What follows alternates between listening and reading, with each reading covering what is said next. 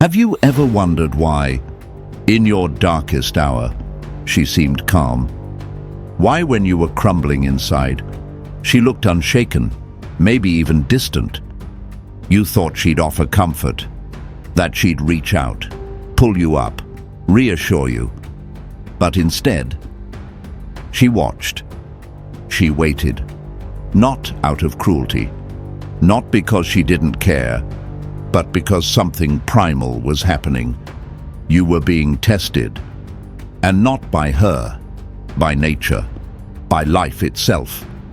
And whether you know it or not, every woman you'll ever meet is watching how you face that test. There's a reason men don't cry out loud. It's not because they lack feelings. It's because the world doesn't stop to heal them. From the moment you become a man, you are expected to endure. Your silence? That's your battlefield. Your mind? That's where the war is fought. You hide your pain. You keep moving. You suffer. And you build. Because deep down, you know, nobody is coming to rescue you. Not your parents, not your boss, not even your partner. And she, your woman, may hold you at night. But she's not holding your burden. She's watching how you carry it. Women don't fall for the struggle. They fall for the strength that emerges from it. They admire the man who bleeds in silence and still stands taller the next morning. Nature doesn't care how you feel.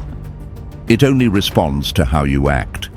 Look at any wild species, wolves, lions, stags. The female does not mate with the kindest male. She bonds with the strongest, the most capable, the one who leads without apology. Now ask yourself, are we so different? You can cry about how unfair it is, or you can master the game. Because here's what you need to understand. She won't always comfort you when you fall. Sometimes she'll get colder, quieter, even resentful. Not because she's heartless, but because she needs to know, can you get back up without her help? That's how she knows you're safe to love. That's how she decides whether to submit or survive. Marcus Aurelius ruled the known world, but he also buried children, watched Rome burn, fought through betrayal. He never asked for sympathy. He never waited for understanding. Instead, he wrote, "Be like the cliff against which the waves continually break, but it stands firm and tames the fury of the sea." And that's your calling as a man. Not to beg for softness, but to become unshakable. When your woman sees you break, what does she really see? A man who collapses under weight, or a man who uses that weight to forge steel? Your struggle is the furnace, and fire doesn't destroy the Stoic. It reveals him. We were told, real love is unconditional. That's a lie. A fantasy sold to make you soft. Because here's the truth. Respect is earned. Loyalty is tested. And love is conditional, always. When you were broke, how many stayed loyal? When you had no answers, how many stayed close? A man who collapses repeatedly and expects applause will die disappointed. But the man who rises, who suffers without losing himself, that man earns not just her love, but her respect. And in relationships, respect is everything. A woman can love you and still leave you, but she'll never leave the man she respects. She will test you. Not because she's manipulative, but because she needs to feel you. Feel your depth. Feel your frame. Feel that you won't waver, even when she does. Sometimes she'll be moody. Sometimes she'll go cold. Sometimes she'll challenge your direction. This isn't dysfunction, it's biology. The feminine searches for leadership, for grounding, for presence.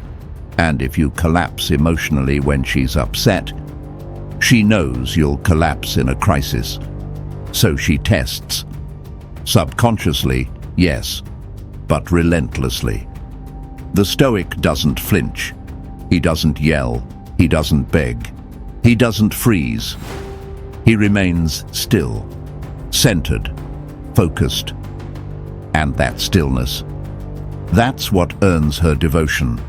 A man's struggle isn't just a phase, it's a filter. When life presses against you, it reveals the truth. Who are you when the money's gone? When the love fades? When the world goes silent? Most men panic. They scramble. They point fingers. But a Stoic, he adapts. He sharpens his thinking. He quiets the noise. He finds clarity in chaos. And when a woman sees that, when she sees a man who doesn't just survive the storm, but guides others through it, that's when she knows. This man isn't average. This man doesn't break. This man is rare. Every man is tested. Every man will fall. But only the rare few rise. Different. If you expect her to carry your soul, you've already failed. She doesn't want your weakness. She wants your groundedness. Because life will test her too. And she needs to know she can collapse into a man who won't. So don't run from the test. Welcome it. Get up early. Train hard. Lead with clarity. Speak less. Observe more. And when pain comes, don't ask why. Ask, what is it teaching me? That mindset. It's magnetic, and she can feel it, even if she doesn't say it. She leans toward the man who owns himself. So what now? You stop begging. Stop proving. Stop explaining. You start building. You start walking. You start becoming. Not for her, not for them, but because that's who you are. The Stoic man doesn't need applause. He doesn't chase validation. He builds quietly. He leads silently.